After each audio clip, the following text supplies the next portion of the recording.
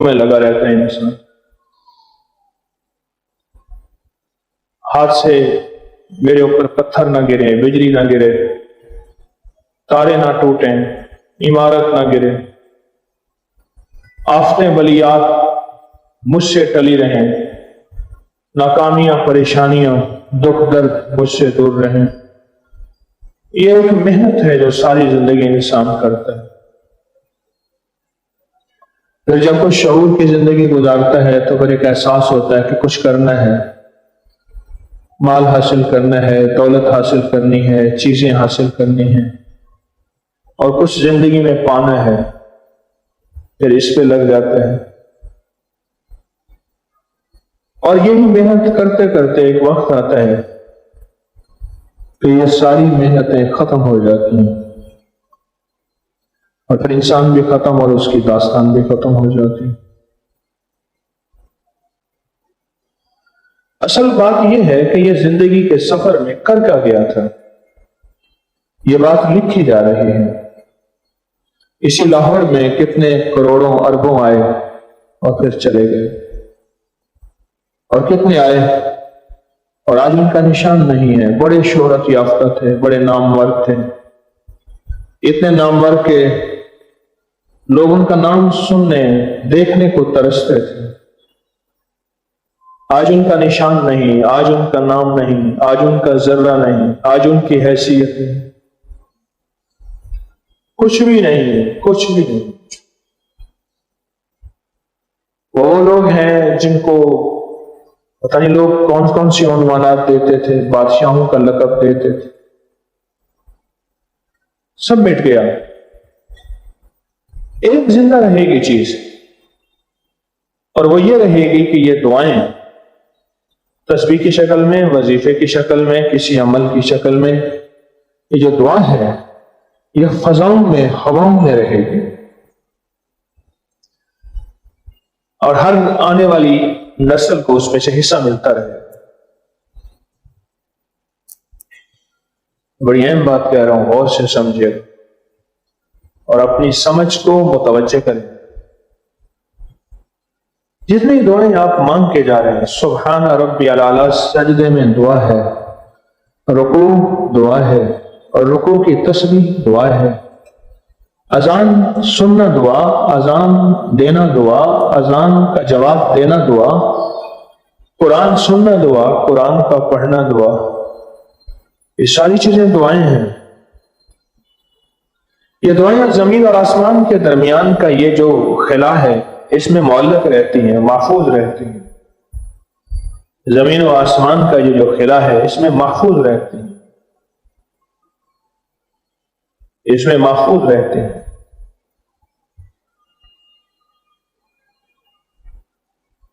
اچھا، ہم دعائیں کر کے چلے گئے، مانگ کے چلے گئے، صدقے کے نام پہ، تسبیح کے نام پہ، وظیفے کے نام پہ، حرام کی راہوں کو چھوڑ کے، حرام کی لذتوں کو چھوڑ کے، حرام کے راستوں کو چھوڑ کے، وہ رزق کی شکل میں، وہ مال کی شکل میں، وہ کسی عہدے کی شکل میں، یہ ساری چیزیں ہم چھوڑ کے چلے گئے، چلے جائیں گے۔ پر جو یہ حقائق ہیں یہ فضاؤں میں رہتے ہیں اور نسلوں میں حصہ ملتا ہے۔ کیا خیال ہے؟ بڑوں کی جائیداد تقسیم نہیں ہوتی، بڑوں کا مال تقسیم نہیں ہوتا، تو بڑوں کا روحانی ورثہ بھی تقسیم ہوتا ہے جس طرح جسمانی ورثہ تقسیم ہوتا ہے، بڑوں کا ورثہ تقسیم ہوتا ہے۔ بدقسمت ہوں گے جن کے بڑوں نے دعاؤں کا ورثہ ان کے لیے نہ چھوڑا ہو، بدقسمت ہوں گے، دعاؤں کا ورثہ ان کے لیے نہ چھوڑا ہوگا، بدقسمت ہوں گے۔ میں پھر عرض کر رہا ہوں، دعاؤں سے مراد صرف یہ ہاتھ اٹھانے والی دعا نہیں، غور سے سمجھیں، یہ صرف ہاتھ اٹھانے والی دعا نہیں، آپ کا ہر صدقہ، آپ کا ہر خیر کی طرف اٹھا قدم، آپ کے ہر شر سے بچنے کی تدبیر، آپ کی ہر حرام سے ہٹنے کی ترکیب، یہ سب دعائیں ہیں۔ آپ کی نماز دعائیں، آپ کے سجدے دعائیں، آپ کی تسبیح دعائیں، آپ کا رکوع دعائیں، آپ کی تلاوت دعائیں، یہ دعائیں ہیں۔ یہ آپ اپنی نسلوں کے لیے ایک ورثہ چھوڑ کے جا رہے ہیں، ورثہ چھوڑ کے۔ جب آپ کی نسلیں آپ کے بعد میرے پردادا نے رحمت اللہ علیہ نے 1919 میں حج کیا. ان کے 1919 میں مانگی جانے والی دعائیں، ان کے والد نے حج کیا، ان کے والد نے حج کیا، ان کے 1919 سے اور اس سے پیچھے 1819 سے اس سے پیچھے وہ جو نسلوں کے لیے دعائیں تھیں وہ آج دعائیں میرے ساتھ ہیں، اور اس کا مجھے احساس ہوتا ہے، اس کا باقاعدہ ادراک ہوتا ہے، اس کی بعض مناظر آنکھوں سے دیکھتا ہوں. انہوں نے کیا دعائیں مانگی تھی میری خبر میں نہیں ہے. 1919 میں، 1819 میں، اس سے پیچھے انہوں نے کیا دعائیں مانگی تھی مجھے کوئی خبر نہیں. اور ان دعاؤں کی تاثیر، ان دعاؤں کی طاقت، ان دعاؤں کی وجہ سے کھلنے والے رستے، ملنے والی سچی راہیں آج آنکھوں سے نظر آتی ہیں. آپ جو پل پل دعا کر رہے ہیں، پل پل دعا کر رہے ہیں، کبھی کسی شکل میں، کبھی کسی شکل میں، کبھی کسی صورت میں، کبھی کسی انداز میں، یہ سارا کا سارا نظام جمع ہو رہا ہے. یہ سارا کا سارا نظام جمع ہو رہا ہے. جو آپ کو کام آئے گا آ رہا، اور آپ کی نسلوں کے کام آئے گا، یاد رکھیے. مجھے کئی مالداروں نے کہا، بڑے بڑے مال، بڑی بڑی دولتیں، بڑی بڑی چیزیں، کہنے لگے تسبیح خانے کی نشست اور محفل کے بعد احساس ہوا کہ ہمارے لیے ہمارے بڑے دعاؤں کا ورثہ چھوڑ کر نہیں گئے تھے، ہمیں تنہا چھوڑ کر گئے تھے، ہمیں فقیر چھوڑ کر گئے تھے، ہمیں منگتا چھوڑ کر گئے تھے، دعاؤں کا ورثہ چھوڑ کر نہیں گئے تھے ہمارے لیے. اور اگر ہمارے لیے دعاؤں کا ورثہ چھوڑ کر جاتے، آج یہ مشکلیں، یہ مسائل، یہ الجھنیں، یہ دکھ، یہ تکلیفیں، یہ بربادیاں، یہ ناکامیاں ہمارے ساتھ نہ ہو.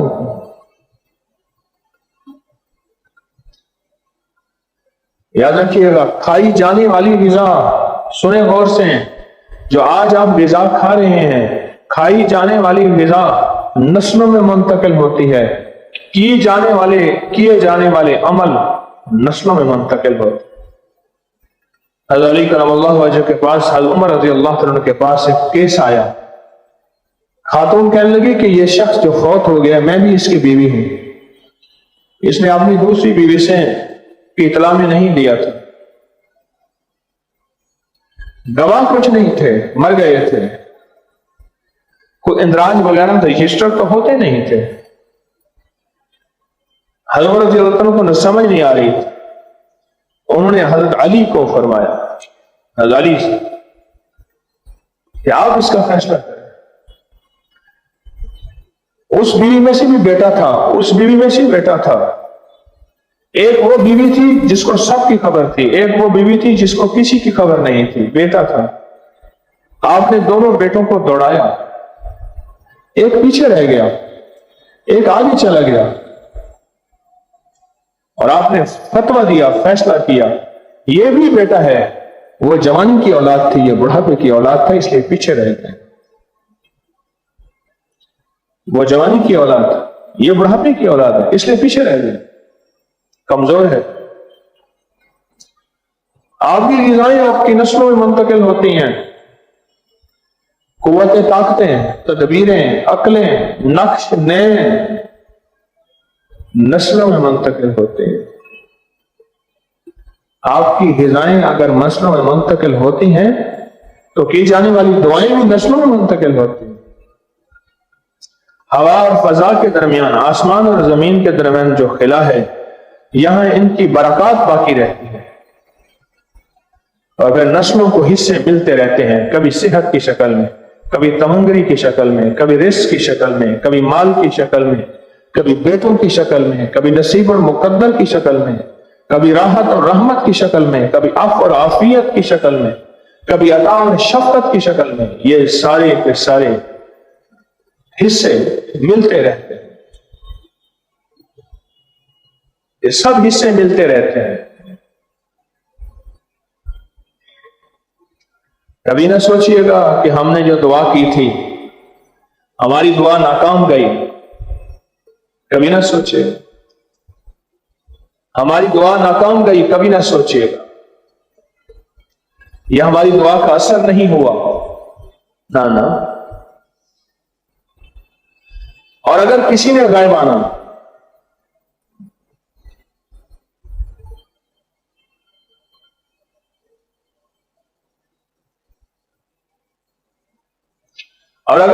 غائبانہ ہمارے لیے دعا کی تھی، وہ بھی کبھی غائب نہیں جائے گی، کبھی ضائع نہیں جائے گی، چلے گی ہمارے ساتھ۔ ایک دم کوئی جھٹکا لگتا ہے، کوئی حادثہ ہوتا ہے اور بندہ کہتا ہے اوہ کسی کی دعا کام آ گئی۔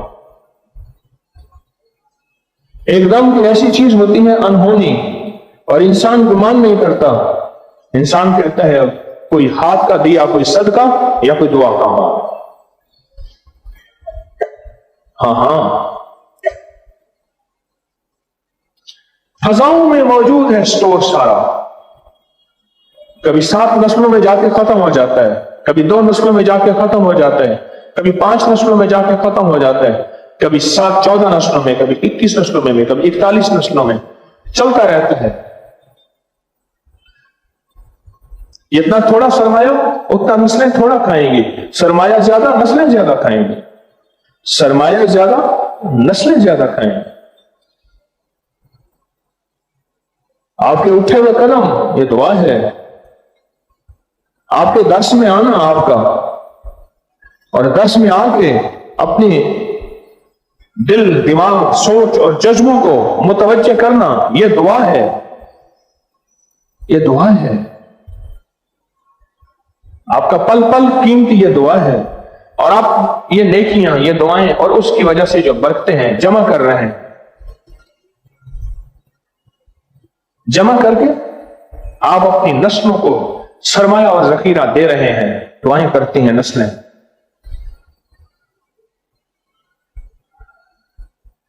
کل باغ میں درس تھا تو ایک صاحب کہنے لگے،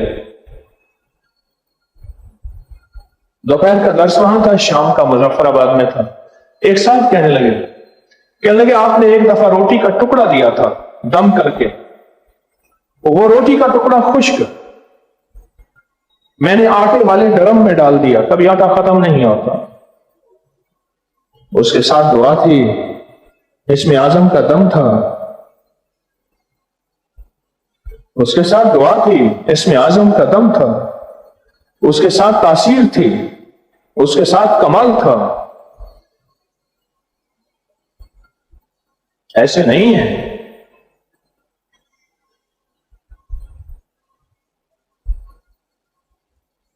وہ دعائیں زندگی میں اثر کرتی ہیں، وہ دعائیں زندگی میں ساتھ لیتی ہیں اور دیتی ہیں، اور زندگی کے ساتھ چلتی ہیں۔ کبھی بھی کوئی لفظ اللہ اکبر ایک دفعہ کہہ دیں، کبھی نہ کہیں کہ اس لیے کبھی میرے کام نہیں آئے گا، سبحان اللہ میرا کبھی کام نہیں آئے گا، درود پاک پڑھا ہوا میرے کام نہیں آئے گا، کیسے ممکن ہے؟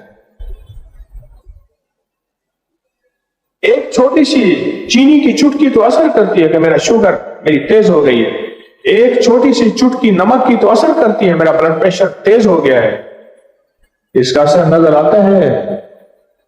آپ سارے میرے اس حال میں لائٹیں ساری بند کر دیں، ایک زیرو کا بلب جلا دیں، آپ کو حال میں روشنی ملے گی، احساس ہوگا روشنی ہے۔ کیسے احساس نہ ہوگا؟ جس طرح اس کا احساس ہوتا ہے اسی طرح زندگی میں احساس ہوتا ہے۔ ایک پھنس جاتی ہے، چھوٹی سی باریک چھید ہوتی ہے، کئی دفعہ بانس کی لکڑی اٹھاتے یا زندگی میں کوئی لکڑی کا کام کرتے یا اٹھاتے، اس کی ایک چھوٹی سی پھانس ہے جو پھنس جاتی ہے، پوچھو ہوتا کیا ہے جسم میں؟ بے چینی کا انداز اور تکلیف کا انداز، اور دانت میں کوئی روٹی اور بوٹی کا ذرہ پھنس جاتا ہے، کیا اس کا احساس نہیں ہوتا جب تک کہ نکل نہ آئے؟ زندگی کے یہ چھوٹی سی چیزیں ہیں، نامعلوم اور غیر محسوس چھوٹی چیزیں ہیں جس کا بظاہر احساس نہیں ہوتا، لیکن یہ زندگی پہ اثر رکھتی ہے چیزیں، اس کا اثر ہوتا ہے، اس کا اثر ہوتا ہے۔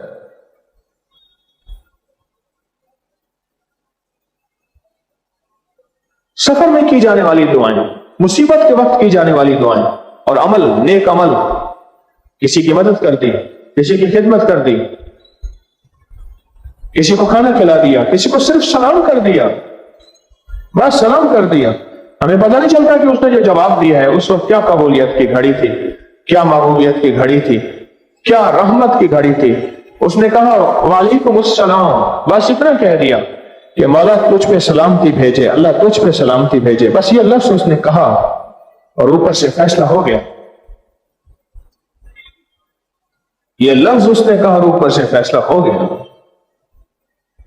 میرا اللہ کہتا ہے اس پہ سلامتی بھیج دو. وہ جو آنے والا عذاب تھا، جو اس کے گناہوں کی وجہ سے یا اس کی معصیت کی وجہ سے یا اس کے گناہ نہیں تھے، کوئی آزمائش میں نے بھیجنی تھی، وہ ہم نے جب سلامتی کر دی ہے وہ ہٹا دو. سلامتی کی وجہ سے آنے والے وہ گناہ کی وجہ سے یا کسی وجہ سے کوئی آفت، کوئی مصیبت، کوئی تکلیف، کوئی الجھن، کوئی دکھ، کوئی مسئلہ، اللہ پاک کہتا ہے ہٹا دو اس سے. اب یہ سلامتی میں ہے، ہٹا دو اس سے، اب یہ سلامتی میں ہے. صرف سلام کی وجہ سے. ایک صاحب نے مجھے اپنا خواب سنایا. لوگ بہت خواب سناتے ہیں، کم خواب بیان کرتا ہوں. مجھ سے خواب سنا ہے مجھے کہنے لگے خواب میں کوئی بات ہو تو اکثر میرے والد آتے ہیں، والدہ آتی ہے، یا کوئی درویش ایک بتائے وہ آتے ہیں، مجھے حالات بتاتے ہیں.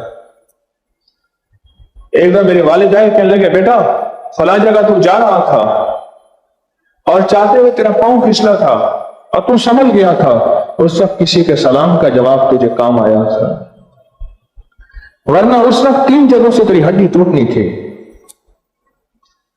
3 جگہوں سے تیری ہڈی ٹوٹنی تھی. بیٹا کسی کے سلام کا جواب تیرے کام آ گیا.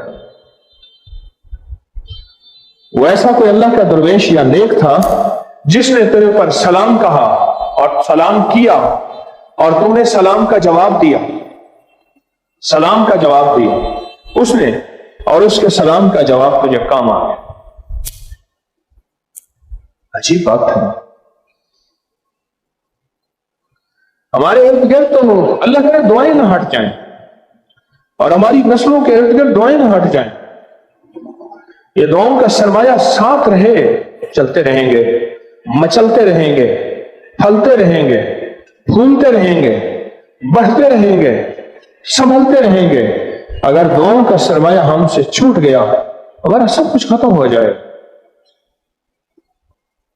علاج کے پیسے ہوتے ہیں، آخری ہسپتال ڈاکٹر اپنا پیارا اپنا عزیز اس میں داخل ہے، سمجھ کچھ نہیں آ رہی، آخر کار دعاؤں کی طرف توجہ ہوتی ہے اور کسی اللہ والے کے پاس کہتے ہیں دعا فرما دیں، یا سورۃ یاسین پڑھ کے کہتے ہیں دعا کر دیں، یا ذکر پڑھتے ہیں، یا کوئی شفا کے عمل کرتے ہیں.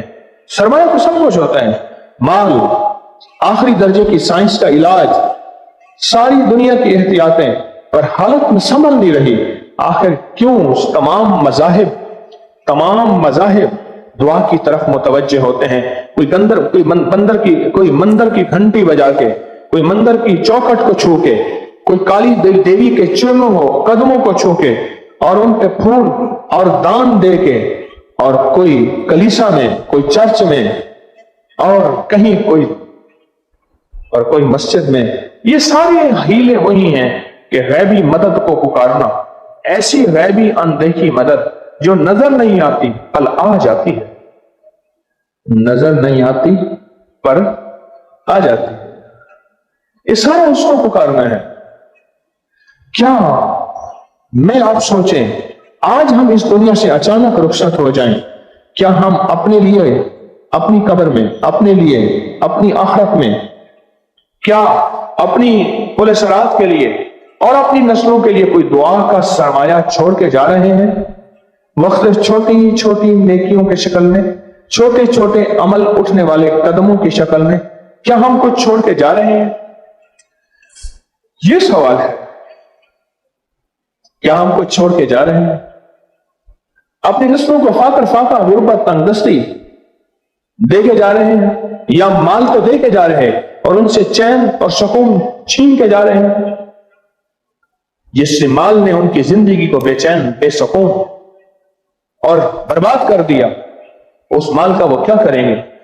ایسے بڑے بڑے مالدار میرے پاس آتے ہیں، بڑے بڑے مالدار جن کے باہرلے ملک کے بینکوں میں خزانے ہیں، میں نے ان کی زندگی کو آخری بدحال دیکھا، یا پھر نشے کا سہارا، یا پھر ریسوں کا سہارا، یا پھر بری صحبتوں اور برے دوستوں کا سہارا۔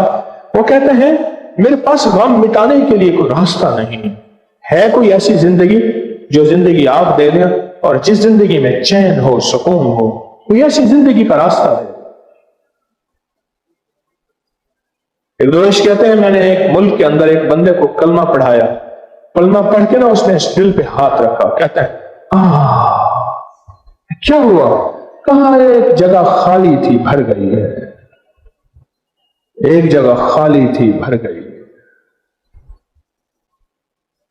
یہ اندر تن من، یہ اندر سب کچھ خالی تھا، یہ بھر گیا، ایک جگہ خالی تھی بھر گئی، ایک جگہ خالی تھی یہ بھر گئی۔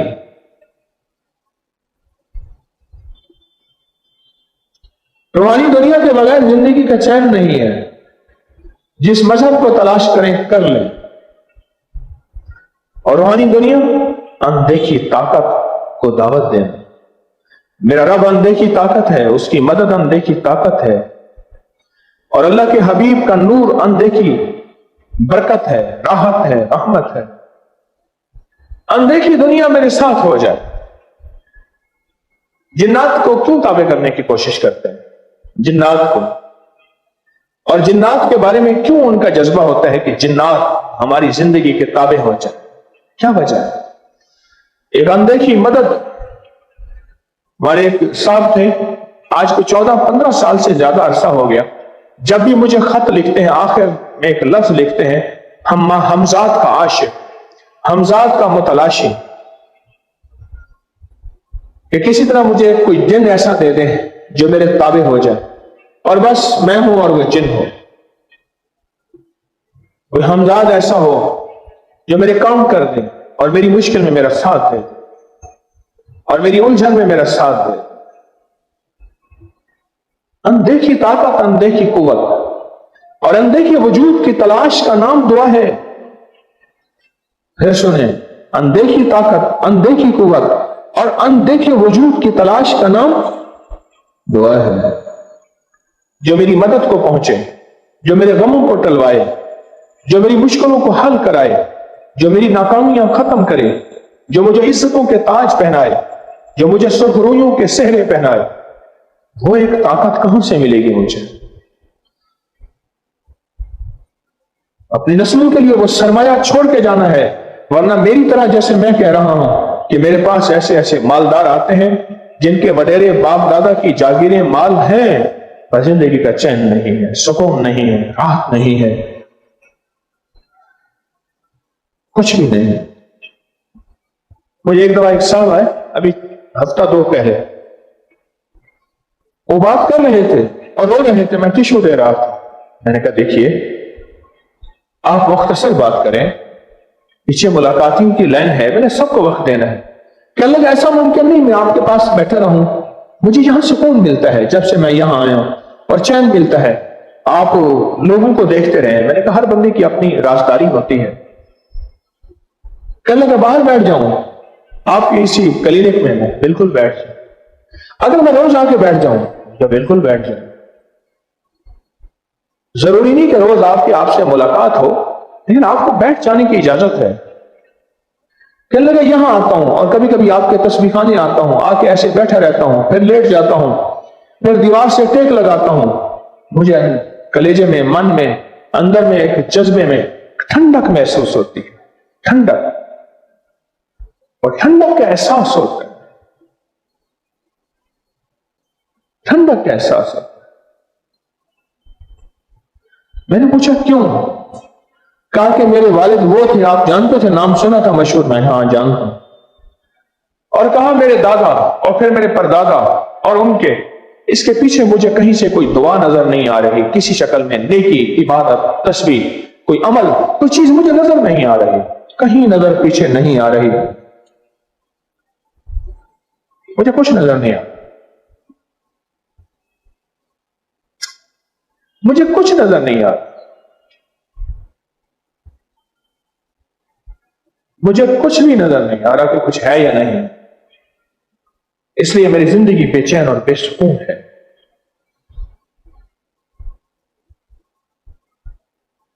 میری زندگی بے چین اور بے سکون ہے، مجھے کچھ نظر نہیں آ رہا۔ میں مسلسل سفر میں تھا، آج 5 بجے پہنچا ہوں، گزشتہ جمعرات رات درس کے بعد نکلا ہوں، آج 5 بجے پہنچا ہوں، مسلسل پہاڑوں کے سفر میں تھا۔ زندگی نے بہت کچھ وہاں سیکھا بھی ہے، اور زندگی کے سبق سے میں نے بہت کچھ حاصل بھی کیا ہے۔ مجھے تو لوگ سکھاتے ہیں، لوگ بتاتے ہیں، میں طالب علم ہوں، سیکھتا رہتا ہوں، تو لوگ سکھاتے ہیں۔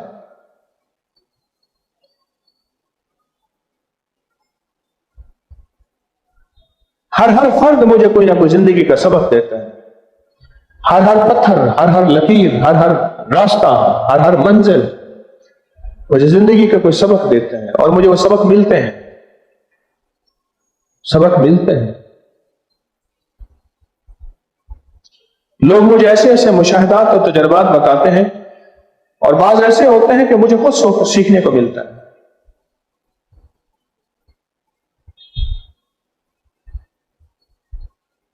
آپ سوچ نہیں سکتے، ایسے ایسے موتی جو میں سمجھتا ہوں کہ اچھا اتنا حیرت انگیز، اتنا حیرت انگیز، اور وہ عام سے آدمی ہوتے ہیں، وہ عام سے بندے جنہیں ہم عام آدمی سمجھتے ہیں، گاؤں دیہات کے رہنے والے سادہ سے بندے، وہ زندگی کی بہت ایسی حیرت انگیز راہیں اور راستے دیتے ہیں، عقل انسانی سمجھ نہیں آتی۔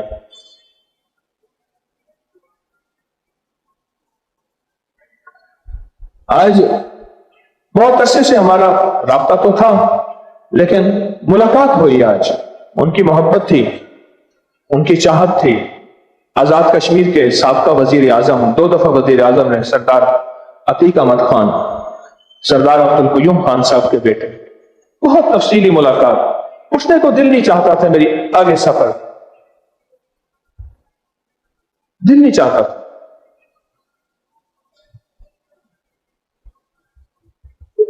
ایک پرانا رابطہ، ایک پرانا تعلق، سیٹلائٹ ٹاؤن راولپنڈی میں ان کے گھر ملاقات، مجھے حیرت ہوئی، ایک سیاستدان اتنا اعمال کی دنیا میں آگے، عجب بات، اعمال کی، کہنے لگے میں 7ویں دفعہ ممبر ہوں آپ اسمبلی کا، 7ویں دفعہ، اور 2 بار وزیر اعظم بنا ہوں کشمیر کا۔ ایسا ان کی زندگی میں اعمال بھری زندگی، ذکر بھری زندگی، تسبیحات بھری زندگی، اور اس فقیر سے محبت کا تعلق بھی وہی اعمال، وہی ذکر، وہی تسبیحات، جن چیزوں سے انہوں نے مسلسل استفادہ بھی کیا۔ کہنے لگے اسلام آباد سے میرا ہیلی کاپٹر، وزیر اعظم تھا تو ہم راولہ کوٹ جانا تھا، مری سے گزر، تو ساتھ جو بیٹھا تھا کرنل، وہ کہنے لگا جی ہیلی کاپٹر بھی بتا رہے ہیں، دوربینیں بھی بتا رہی ہیں، سارے تجربے بتا رہے ہیں کہ آگے بادل ہیں، خطرناک ہیں، ہم سفر نہ کریں، ہمیں سفر نہیں کرنا چاہیے۔ میں نے کہا بھائی میں نے تو ضروری پہنچنا ہے، اور ادھر میں نے اپنے سٹاف کو کہا کہ سورۃ قریش پڑھنا شروع کرو، اپنے سٹاف سے کہا سورۃ قریش پڑھنا شروع کرو۔ میرے سٹاف کو میں نے اعمال کا چسکا دیا، حتیٰ کہ ان کے سیکرٹری سٹاف بتا رہے تھے کہ سردار صاحب نے ہمیں بیت الخلاء کی دعائیں یاد کرائی ہیں، ذکر یاد کرائے ہیں، تسبیحاں یاد کرائی ہیں، وظائف یاد کرائے ہیں، اعمال یاد کرائے ہیں۔ تو کہا میں نے ان سے کہا کہ سورۃ قریش پڑھنے شروع کرو۔ کہنے لگے کہ 101 بار سورۃ قریش کا میرے اوپر یقین ہے، مجھے اعتماد ہے، اعتقاد ہے۔ میں نے بخارا کے سفر میں کتنی دفعہ سورۃ قریش کی اجازت دی تھی جو وہاں تھے؟ 40 بار۔ وہ 40 بار کا یقین ہو یا 101 بار کا یقین؟ اور میں نے اس کو کہا ہیلی کاپٹر لے چل، میرا حکم تھا، اور کہاں ایسے بادلوں میں سے راہیں بنتی چلی گئی، اور ایسے محسوس ہوتا تھا کہ بادل ہمارے لیے ہٹ رہے ہیں ہمارے اڑن کھٹولے کے لیے، اور راہیں بنتی گئیں اور ہم سورۃ قریش پڑھتے گئے اور اپنی منزل پہ پہنچے۔ وہ حیران، ہیلی کاپٹر کی مشین حیران، اس کا آلہ حیران، اس کی سارے سب نظام حیران ہے۔ دعا کی طاقت ہے، اور وہ سورۃ قریش ہے، سورۃ قریش۔ کہا میں پنجاب کے سفر میں تھا تو میں نے اپنے سیاسی سفر میں نے جانا تھا حویلی لکھا، پاک پتن، اس طرف۔ وہاں کا ایک پولیس آفیسر تھا، مجھ سے کہنے لگا یہ دھند ہے بہت زیادہ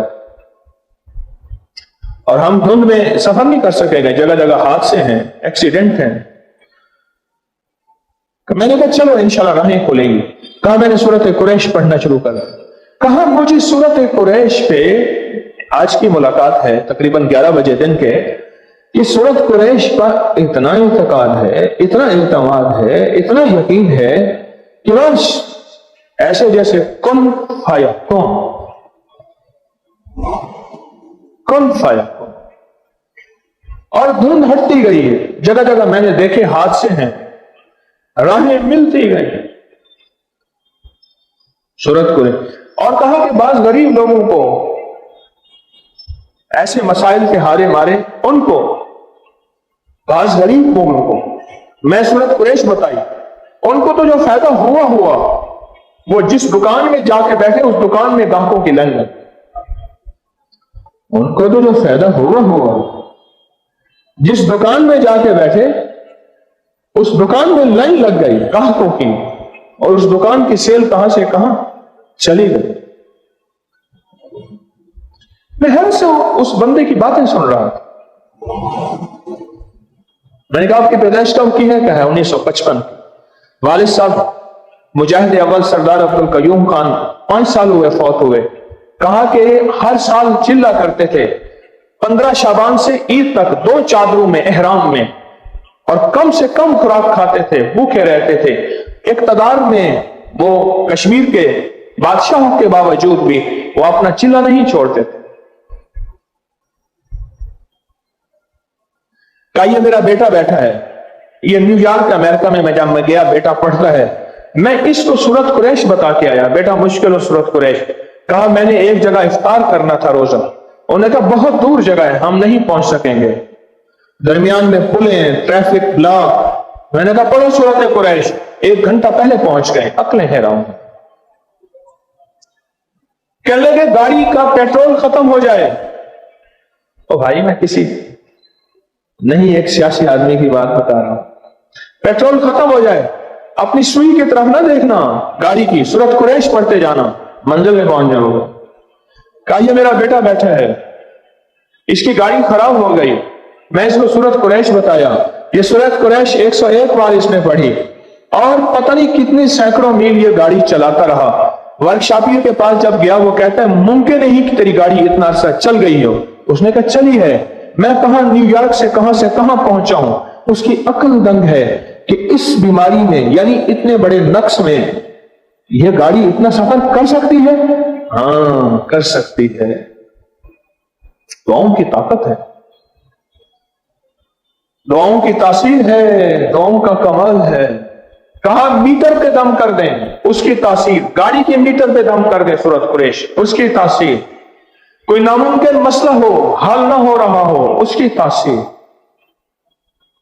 پھر ایک اور بات بتائیں، کہنے لگے میں اصحاب کہف کا تعویذ لکھتا ہوں، سخت ترین بارش ہو رہی ہو اور ہونے والی ہو، اور میرا سفر ہو یا جلسہ ہو یا میٹنگ ہو، میں کہتا ہوں یہ تعویذ اٹھا کے درخت سے ٹانگو، یوں درخت سے ٹانگتے ہیں بارش رک جاتی۔ اصحاب کہف کا تعویذ۔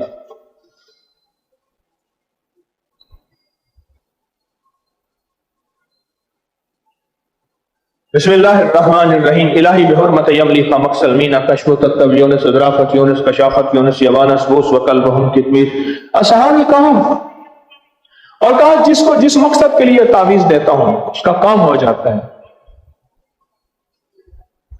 میں نے کہا آپ تو پھر آستان عالیہ، ان کا علاقے کا نام غازی آباد ہے، دھی کوٹ کے ساتھ۔ میں نے کہا آستان عالیہ غازی آباد کے آپ سجادہ نشین ہیں، پیر ہیں آپ کے.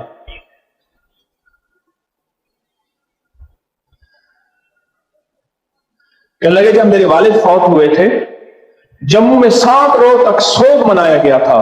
ہندو اور سکھوں نے، یہ وہ شخص ہے جب 47 میں ہمیں رخصت کیا تھا، اس نے ہماری بچیوں کی عزتوں کا محافظ بن گیا تھا. کہا کہ ایک موتی لال تھا، جج تھا ترانکھل میں، اس کو قتل کر دیا. اس کی ماں اور بیوی حاملہ تھی، پہلی اولاد جوان تھی. وہ کہا کہ انہوں نے میرے والد کے ہاں جو ہے اس کو تحفظ دلایا. والد صاحب نے علیحدہ مکان میں، بچہ ہو گیا، وہ کہ ہم نہیں جائیں گے، ہمیں اس گھر میں عزت ملی ہے، تحفظ ملا ہے. بات اصل میں ہماری چلی بہاولپور میں. میں نے کہا آپ کون ہیں؟ کہا میں عباسی ہوں. میں نے کہا تو آپ بہاولپور سے آئے ہیں؟ کہنے لگا ہاں. میں نے کہا نواب بہاولپور نے بھی یہی کچھ کیا، کسی ہندو کو سکھ کو قتل نہیں ہونے دیا تھا، اپنی فوجوں کو ساتھ بھیجا تھا کہ ان کو بارڈر پار کرا رہا ہوں. آخر کار میں کہا ہمیں دریا میں دھکا دے رہے، ہم نہیں جائیں گے. کہا میرے والد پھر آخر اسے لاہور کے واگا بارڈر میں خود لے کے آئے اور پہنچا کے آئے. اور کہا کہ شارجہ میں ایک دفعہ گئے، میرے والد ایک جگہ کوئی میٹنگ تھی، انہوں نے پوچھا کہ یہ سردار عبدالقیوم خان یہ ہیں؟ انہوں نے کہا کہ قدموں میں بیٹھ کے روتا رہا وہ بندہ کہ آپ نے ہمیں عزت دی تھی. کہا کہ جو مشکل ہو سورت قریش، یہ ساری تسبیح خانی کی آواز وہ بندہ بول رہا تھا.